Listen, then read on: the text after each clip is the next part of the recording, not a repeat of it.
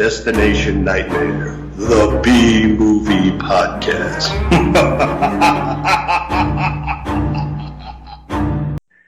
I saw a listing on, I don't know if this is good or bad. I saw like it listed on Wikipedia as 124 minutes.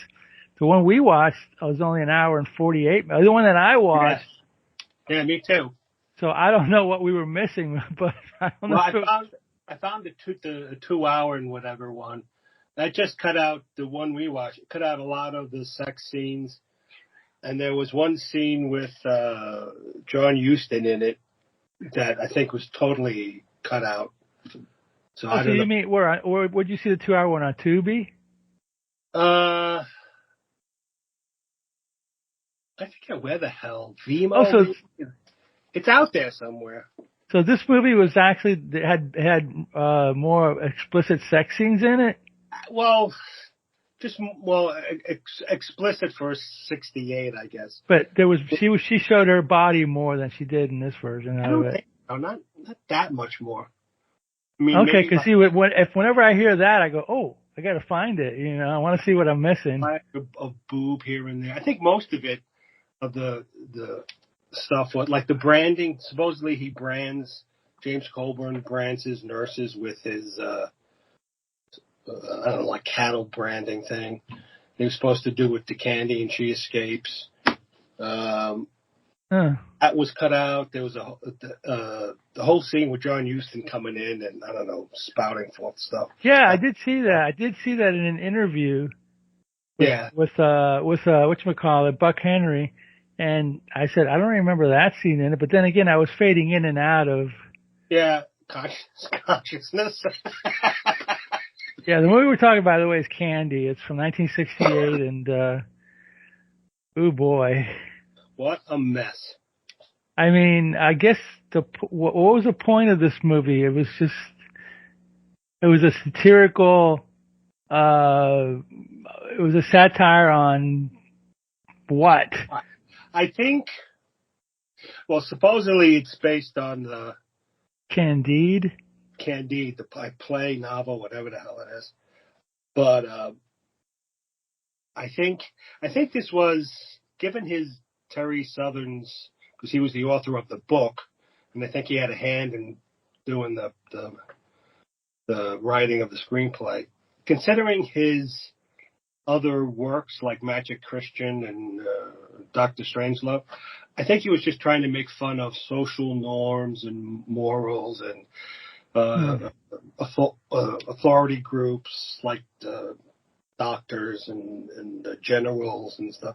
It's really infantile, and it's like high school humor where, you know, if the teacher turns his back and you give the teacher the finger, everybody in the class laughs. You know, it's that kind of really childish stuff.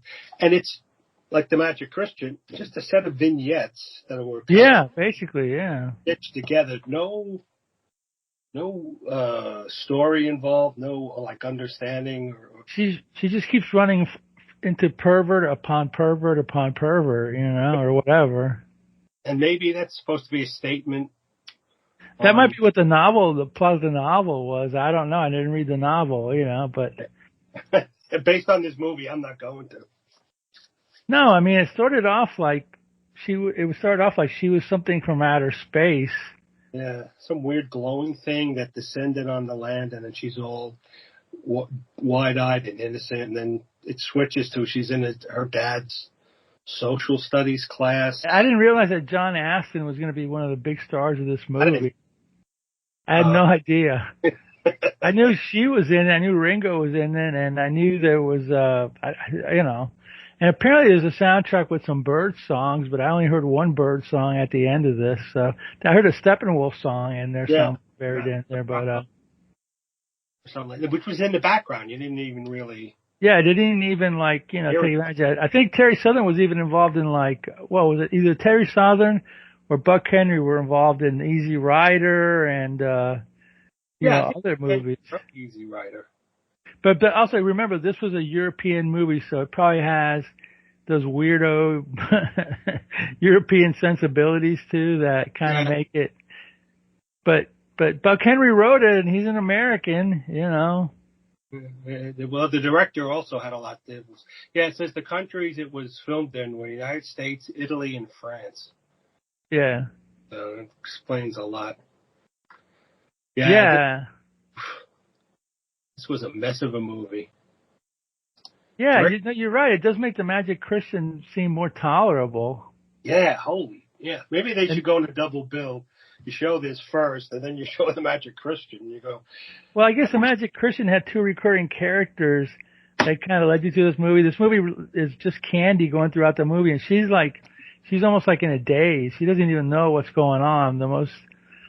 When the main character of a movie is like kind of like in a daze, it's just like you're kind of seeing the movie through her eyes, and it's just like, I don't know. Entertaining and all. It reminds me of two things. It reminds me of the comic book strip in Playboy, Annie Fanny. Yeah, that kind of thing. But at least Annie Fanny had great art. had great art. It was kind of funny, but it's like a one joke movie. Yeah. And there's also a movie that kind of rips this off in a way from 75. It's called A Girl from Starship Venus, and it's about an alien that comes from outer space, and she lands naked in Soho, and she's which is the sex parts of England, and she has sexcapades.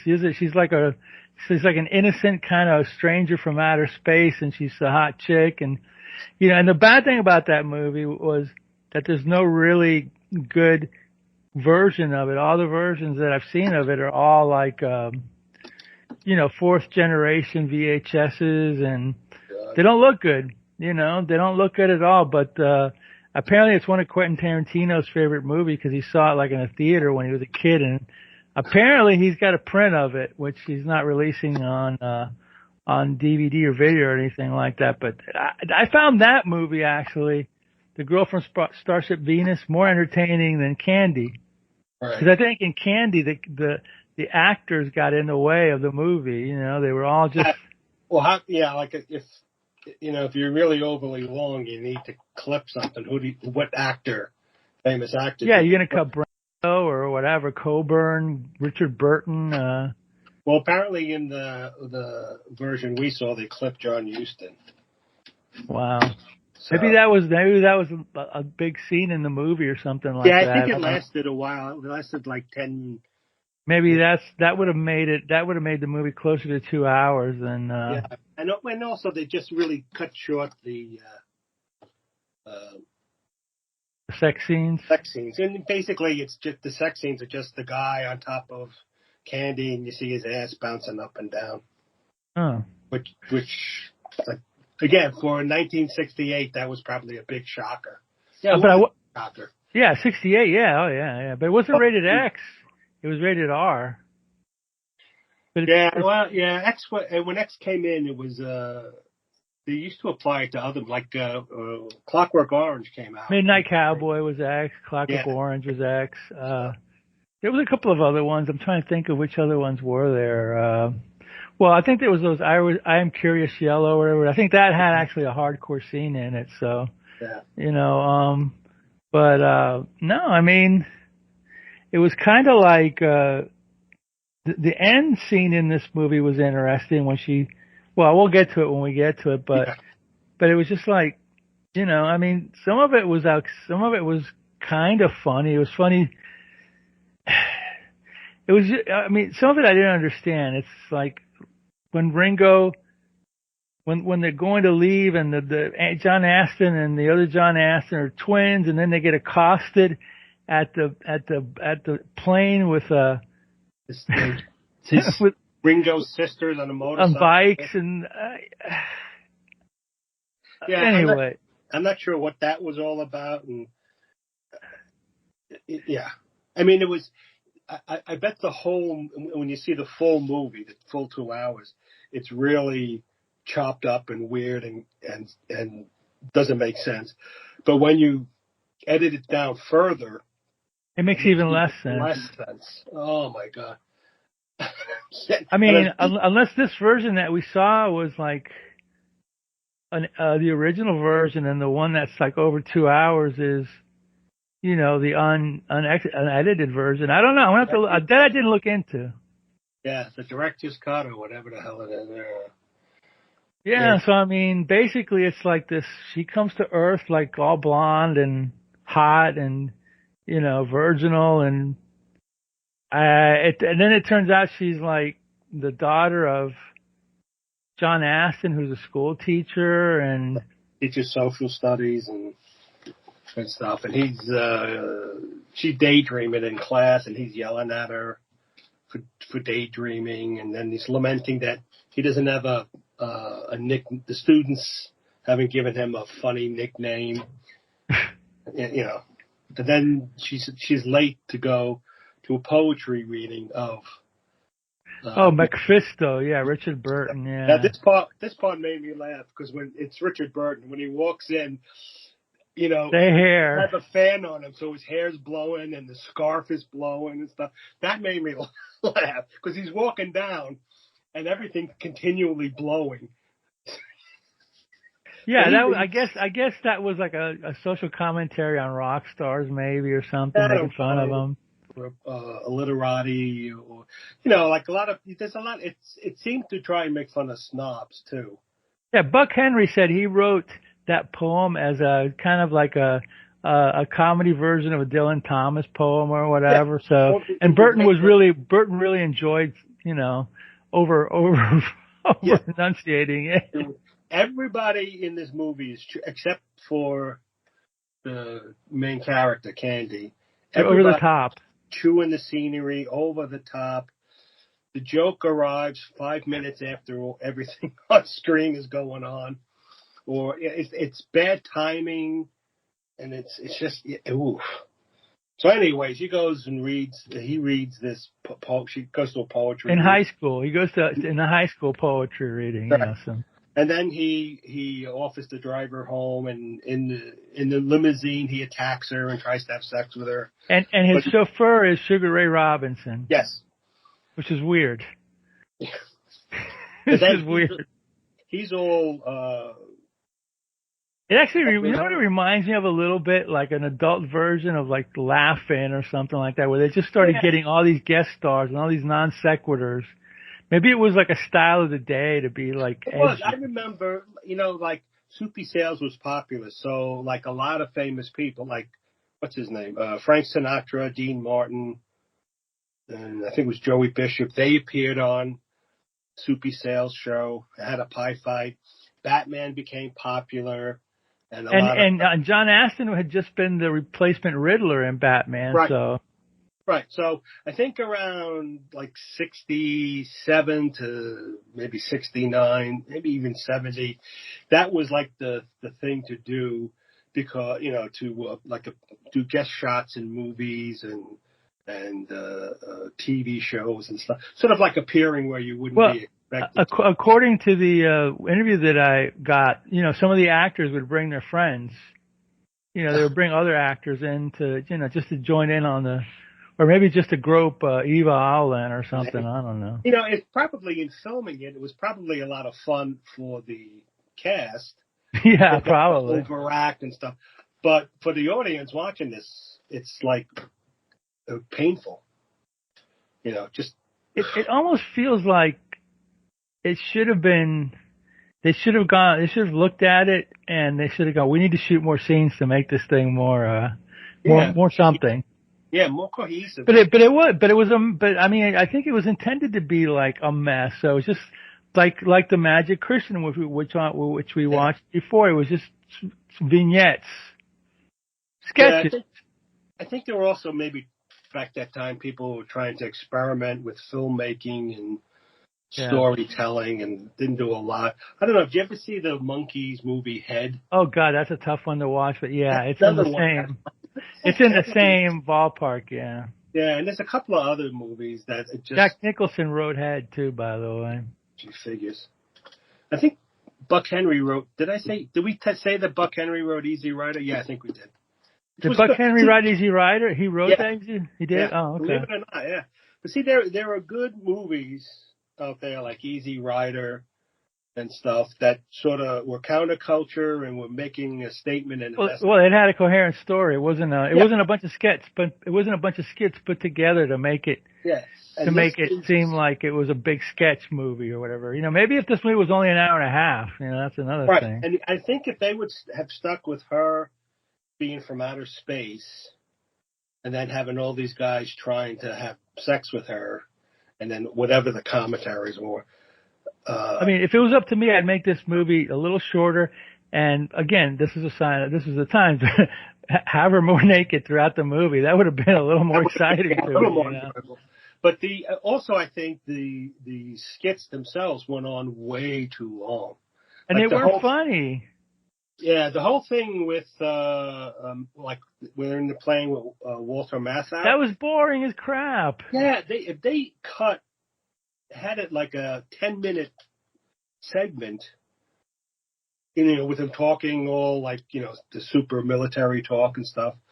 And then even have him try to have sex with her, but just have the whole thing, then they jump out of the plane. That would have been good. Trying to have everybody have sex with her just slowed the movie down. Yeah, because then what was it? The next scene is like he takes her to her home. What's his face? Burton says, "Where do you live?" And she takes her home, and then you see Ringo. He's playing a Mexican gardener or whatever. Yeah, doing his Mexican accent or whatever. And then Burton goes inside, and he's all drunk, and his pants are all wet, and takes them off so she could dry them or something. I don't know. Yeah, and he starts having sex with a doll. Which apparently causes Ringo to try to have sex. Well, not try, has sex with her. On the pool table. On the pool table, and then you see John Astin and a bunch of the school people, coming down the stairs to the cellar, and they're all shocked. And then he's going to send her, to protect her, he's going to send her to New York. Yeah, there you go. It's a safe place. Yeah. With his twin brother and the brother's wife, who seem more like swingers and stuff. Yeah. So then they're like flying to New York, and they get stopped by these three women on motorcycles. They're Ringo's sister, who said they're pissed off that she took his virginity. Yeah, because they want him to be a priest. And he like, no, don't hurt her. I love, Ringo saying he loves her. And then they escape military planes. They get into like a big fight, and the sisters are on like motorcycles, like they're a motorcycle gang or something. And one has a switchblade, one has a metal ball on a whip, and the other one, I forget what the other one had. So they run to an airplane. But during the scuffle, the dad gets hurt. He gets hurt. Yeah, he gets hit with some metal ball or something. So then they're on the plane, and they're all like, "You gotta help him out because he needs a transfusion or something." And it's like, and then somebody says, "Well, if you give him a transfusion, his brother, it's incest." And I'm like, "What?" That was kind of funny, but the laughs were really small and very few. Yeah, truly. Chuckle. But then truly. He has everybody in the back. The plane. It's a plane where they're continually flying. They've been flying for like 5 years or whatever. And they just always land to refuel. And they're all paratroopers and soldiers ready to fight for wherever they have to go. But Walter Matthau, who's the general, he takes Candy into the cockpit to get her ready for having a transfusion to save her dad, and then he's trying to have sex with her, and she's back. He says, "I've been here for like 6 years, and I just want to look at, a woman and blah, blah, blah." And then he's got her on that famous scene where she's like at a cockpit, with her hands up in the air, which I think is the poster of this movie. Yeah. And then she hits some switch, and then the plane kind of, rocks or something, and all the paratroopers jump out or something like that. Yeah, she hits the switch, so the plane goes up.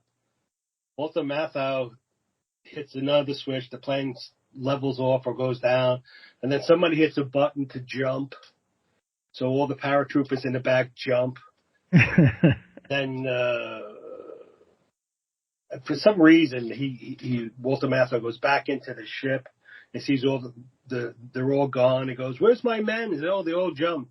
So he puts on his parachute and hooks it up, and he jumps out, but he had failed to lock it close. So of course it falls off him, and he goes like flying into the ground. I think he explodes or something. I'm not. Yeah. It was like, okay, so what was the point of that movie? Making fun of the military? Okay. Yeah, I guess making fun of the military. But the satire on it wasn't, it was just kind of like, maybe it was funny in 1968, but not now, you know. It was just kind of like ponderous, and I mean, Walter Matthau with a straight face or whatever, you know. It was just like, what are you thinking? Supposedly this was a really popular movie and made. Apparently it was more popular over in Europe than it was here Yeah. in the United States. It was. It made $16 million. It was filmed for 2.7, made 16.4. But and again, I think that it had a limited audience, and it was, I guess. I remember seeing the paperback when I was a kid at stores. I mean, I remember this movie. Yeah, you know, being advertised and stuff, and said they really used what's the actress's name? Ewa Aulin. Ewa, okay. Well, it's Eva actually. So Eva? W is Ewa Aulin. Yeah. Eva, so yeah, she was only 17 when she made this movie too. And I can remember seeing a clip of an interview with her and Walter Matthau, and he was saying, "Yeah, I was watching it. He was He was almost like he was like trying to hypnotize her. You're the greatest actress, a young woman. You're like," and she's like, "What?" Okay, here we go. Here we go. He's trying to get in her pants for real. Yeah, you go. Yeah, Dirty old Walter Matthau. Yeah, but I think this was real different, and I think this attracted a lot of people who were, younger generation and tried to. An actress trying to be hip, and let's relate to these new young kids, and maybe we'll have our careers restarted, and blah blah blah. And Buck Henry, was whatever. I guess he got his fame on because he wrote Get Smart or something. Yeah, in some ways, this also reminded me of National Lampoon, the magazine. Yeah, I could see that. Yeah. Sometimes had really funny things, and a lot of times had really lame. Well, the magazine was pretty offensive, And it also had lame crap in it. Yeah. Where it's again the level of humor was you have you somehow trick a general into giving the president the finger, something stupid like that. Yeah. Actually, the National Lampoon was more outrageous and at times beyond. The jokes wouldn't even be able to be.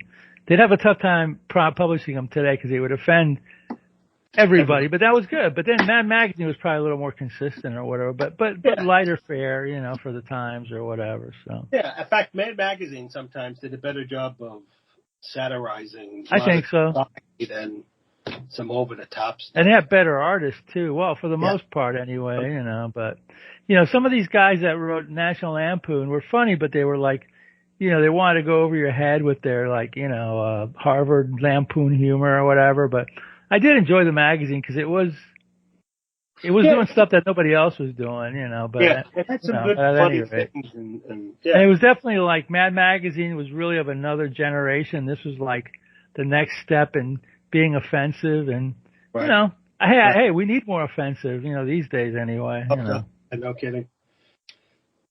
So then the Candy and the family arrive and they're they're shown going into a theater and you say, wow, they're going to see a movie, a show, a play or something, but no.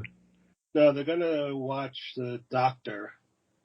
James Coburn. Operate on her dad. Yeah. And everybody else in the theater up watching, they're all dressed like they're going to the opera.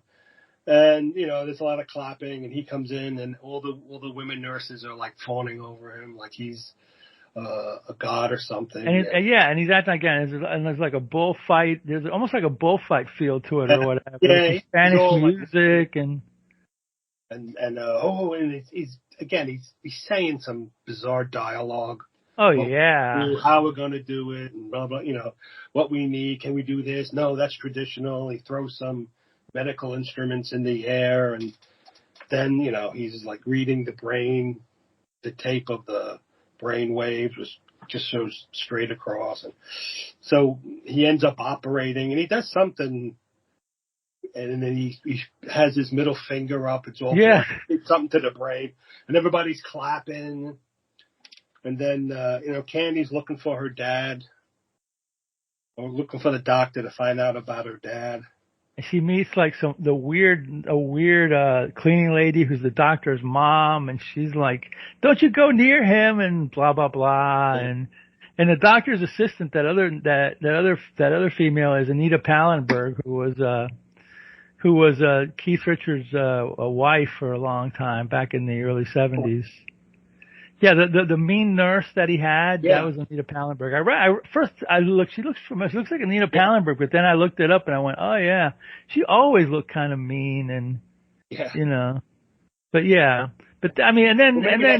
maybe that's why Keith Richards looks like that. It's not that he's drugged up; he just sucked the life out of him. I believe in a way, I believe she introduced him to heroin and stuff like that. So, and decadence. Not that they weren't already, but but anyway. So she's in the hospital and all this. See when she goes in the hospital and all this crap, I started zoning out.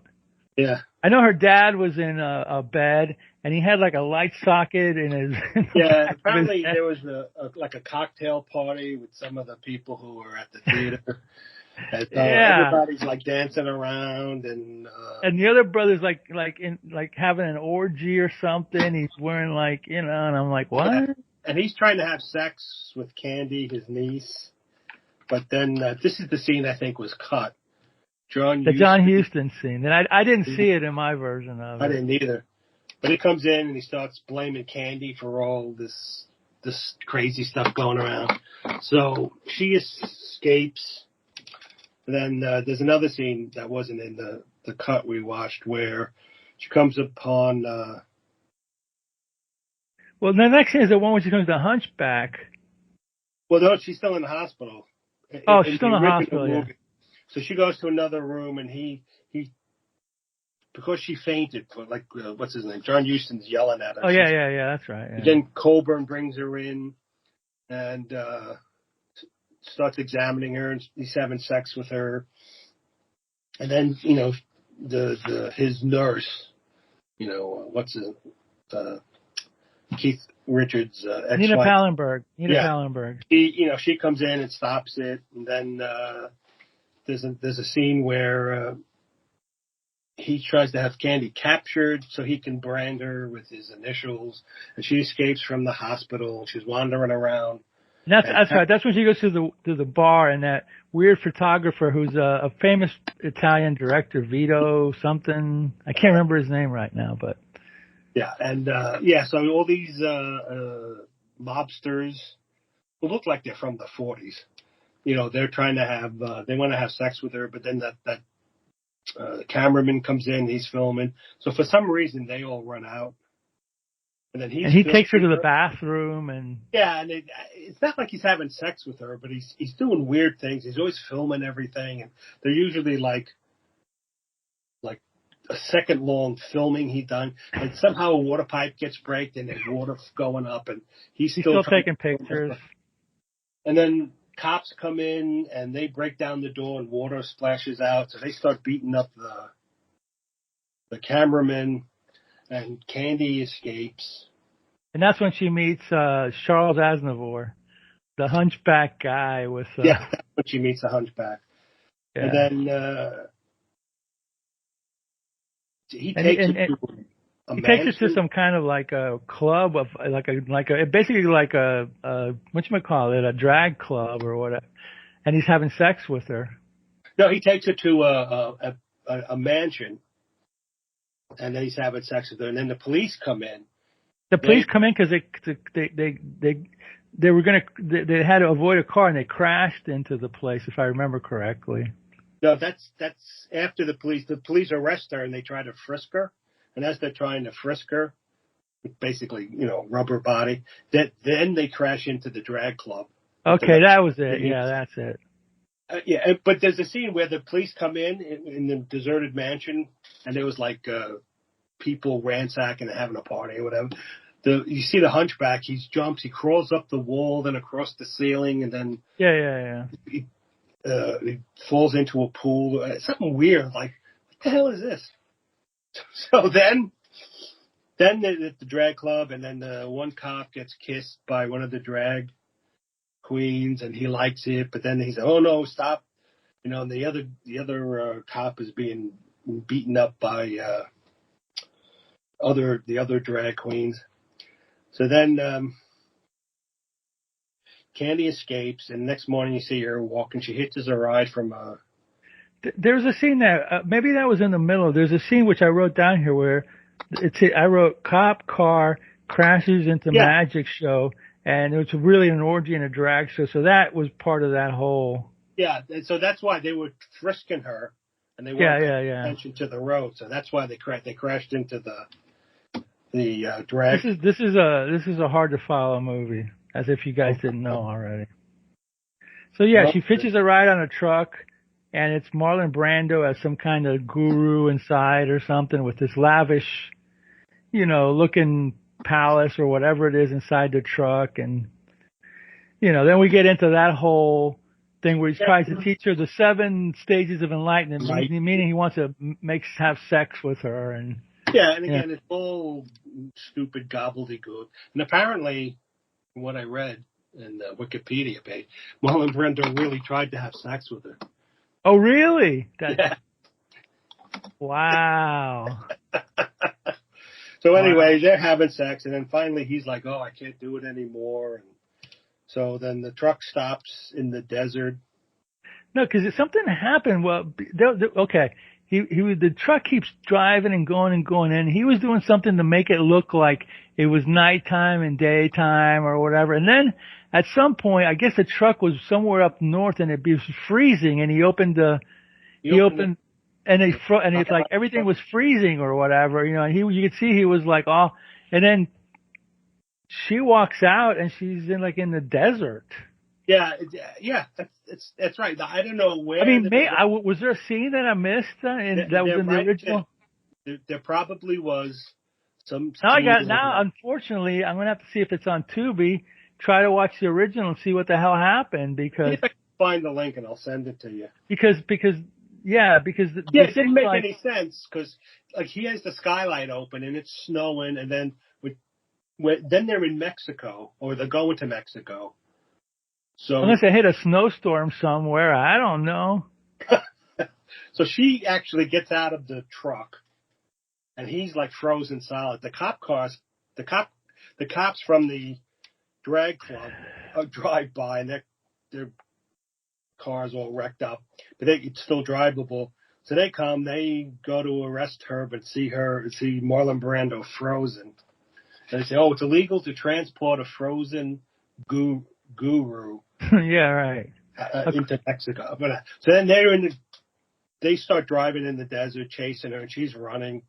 Then she runs over like a little hill rise, and the cop car goes over it, and then it lands like vertical, and so their car's broken. And then she sees a toucan fly, and it lands on this other guru's shoulder. Yeah. He says, "Oh, the sacred bird, you must be." And the guy's all caked with mud, but you can see it's John Astin. And then he takes her they start walking, and they walk into some underground cave or whatever, and they end up in some underground, then they end up in California somewhere. And they come out of the street almost, right? Yeah. And then they're walking, and they go to a temple, which seems to be underground. It's like a Buddhist temple, whatever. And then there's like some kind of weird cataclysm, and the temple starts falling. And then in the original movie, because I think this was cut from the one we saw. The guru's having sex with Candy, and then with all the rain and crap coming down, the clay gets washed off, and she sees it. I didn't see that part. No, I didn't either. So why would YouTube did some guy cut it because they thought it might be too? I think it was cut for like commercial or television. But why would they put now I gotta watch the stupid 2-hour one. Oh God! Just watch it like fast forward. Yeah, I'm gonna. It was probably on Tubi. I don't know. Yeah, I think it was because the ending credits were in Italian, so I think it was edited for Italian television or something like that. Yeah, because I didn't understand. It was like that breaks down, and then she all of a sudden escapes from there, and she's in like a park where everybody that she met. Then she's walking in the park, and her costume keeps changing. First, it's like a white dress. Then you start seeing flowers on it, and then more flowers, and then she's got like a flower headdress. But she's walking along, then you see the various actors who were in the movie.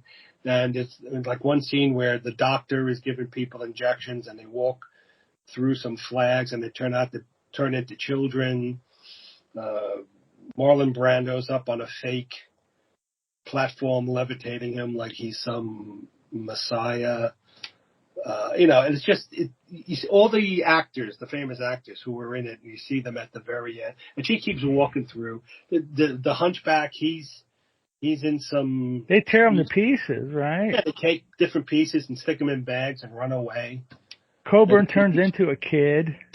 Yeah, and then she's walking, continues walking, and then like she turns to light or something and goes back into space. It's like, that's it. I mean, maybe if you were on something, it might make sense to you. Kind of like 2001: A Space Odyssey, but maybe not.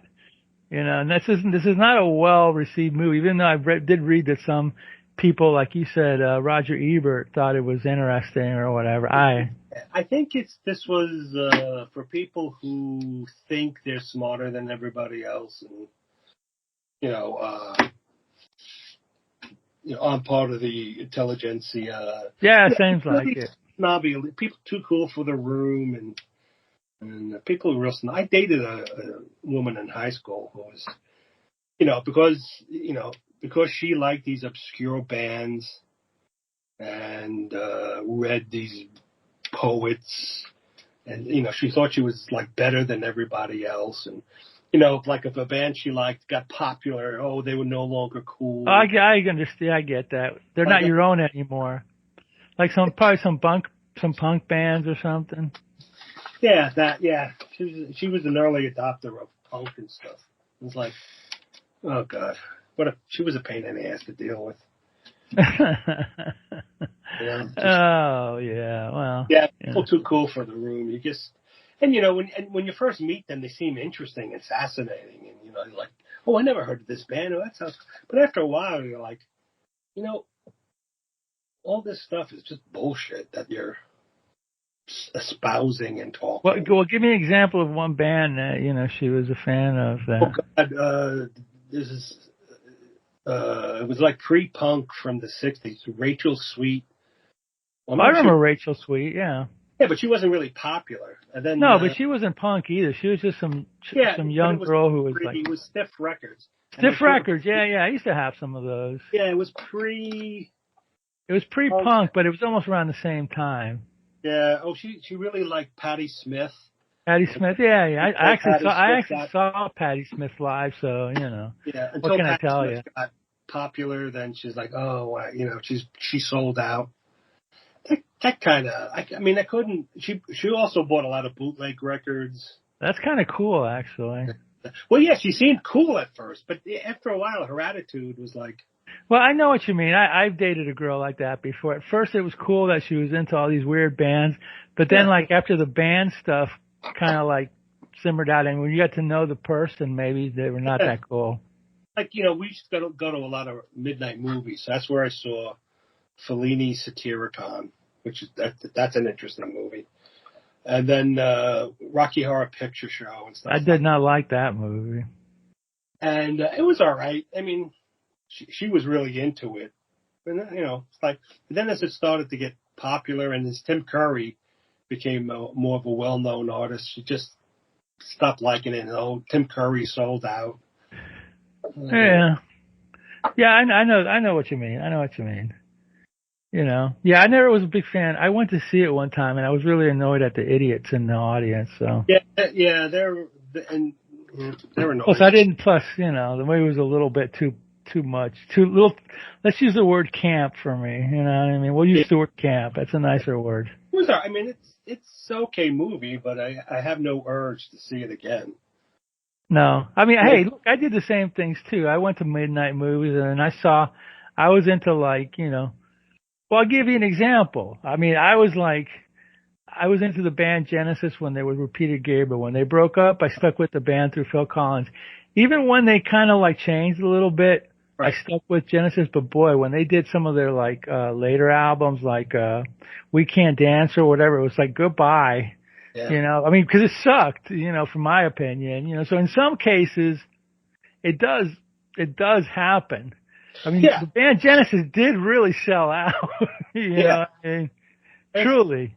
But they did it because they got a new lead singer and he was into more pop stuff as opposed to the obscure weirdo. Anyway, so getting back to the, I don't want to, I have a similar feeling too, in a way that when some bands, and I'll just say bands for lack of a better thing, right. When they become popular, I do believe they kind of sell out a little bit because they lose their edge because they either get a new producer but I don't know how to spell. I think we're just talking music now. I think bands start out and they evolve, and sometimes they evolve into something.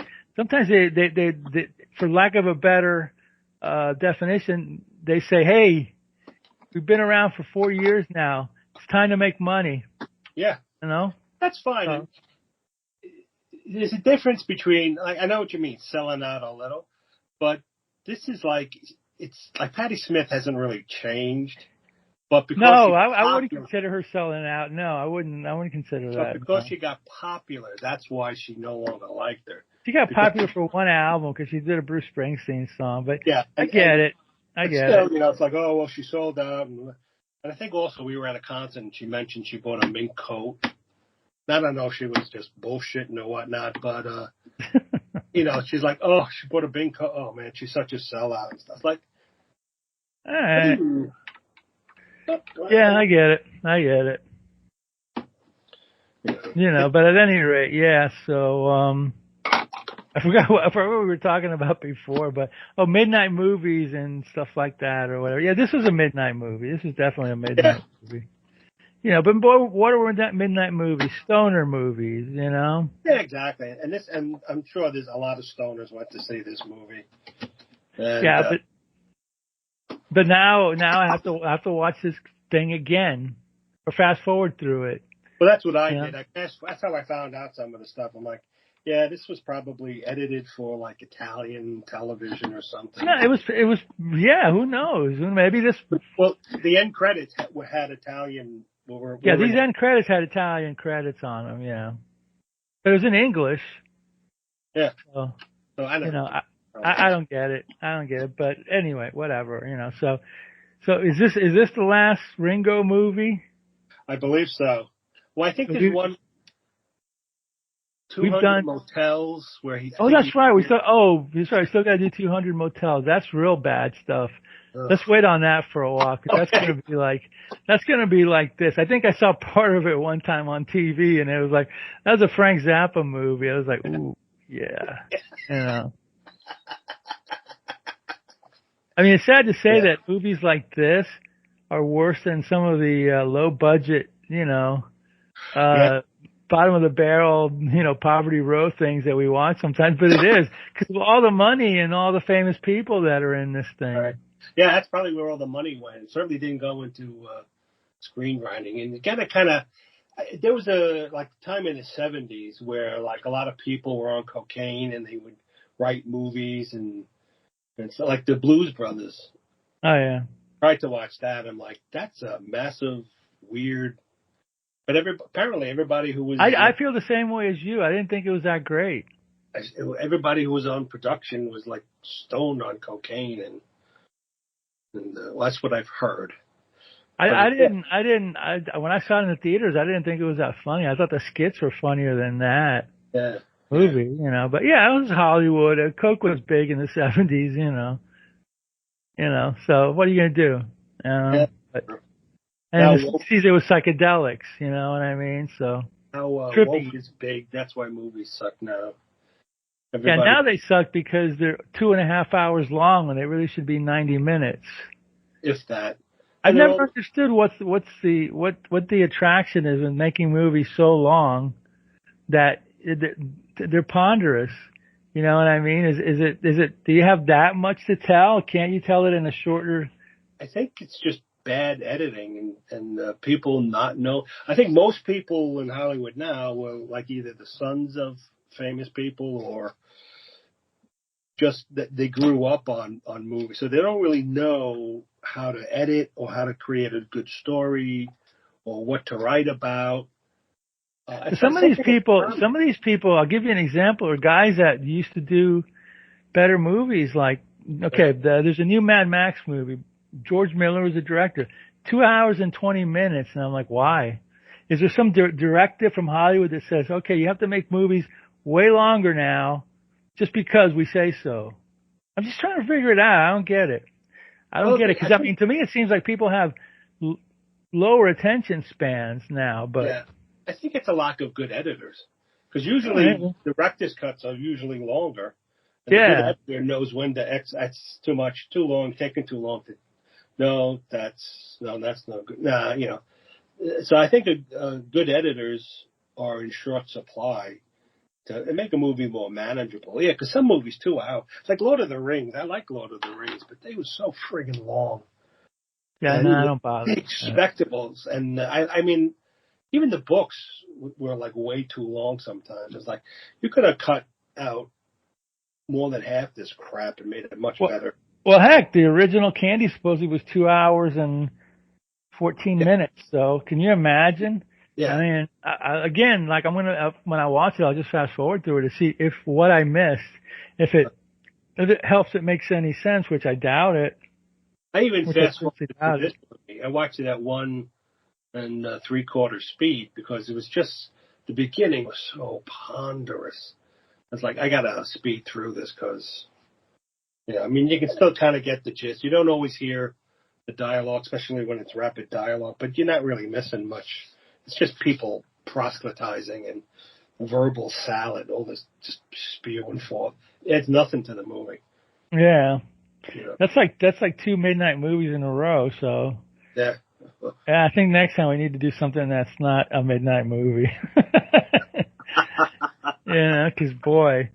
I mean, some of them were good, but man, I'd forgotten that some of them were really so self-indulgent. Maybe is the word. I don't know. Indulgent, yeah, that's a good one. And I think that's what happened. A lot of, especially in the late '60s, early '70s, you had, all these auteurs coming out and people trying to change movies, and I think that's when the studio system or maybe near the end of when the studio system started was failing. I mean, I'll give you 3 examples. I saw the Godzilla vs. Kong movie. That was 2 hours and a few minutes.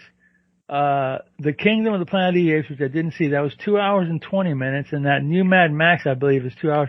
So it seems like 2 hours and 20 minutes is like what they want. Standard now. But well, they spend so for much a B movie. I mean, basically for a B movie, they're not dramas. They're just over extended sci-fi movies. They spend so much money on the special effects. They want to put it all. Yeah, I think that's it too. They want to show you all the tricks that they had. That's like there was a time in movies where they would have like 3 cameras shooting an explosion of something. And then when you watch the movie, you saw all 3 explosions from 3 different angles. Yeah, I remember. I don't want to see 3 explosions. What, 3 explosions happened at once? Strange. So anyway, that's Candy. I've never read the novel Candide. I don't really want to, but, maybe it's better than this. Well, Candide, I think, is supposed to be funny.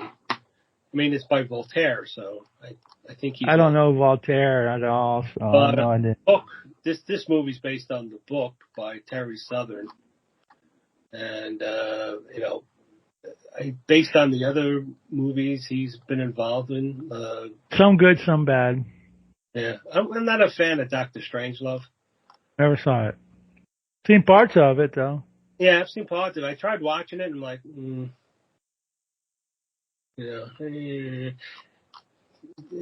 just, I understand what it's trying to say. And, you understand the message, but if it's poorly executed, it's like, what's the point? And that's a Kubrick movie, too. Yeah. Maybe that's what helped save it a bit. I don't know. It's just probably needed a better director and better editor. I don't know. Again, it's like one of those movies that I've never seen, and I don't know if I ever will, but whatever. Yeah. So anyway, I guess you all know what we think of Candy. So watch at your own.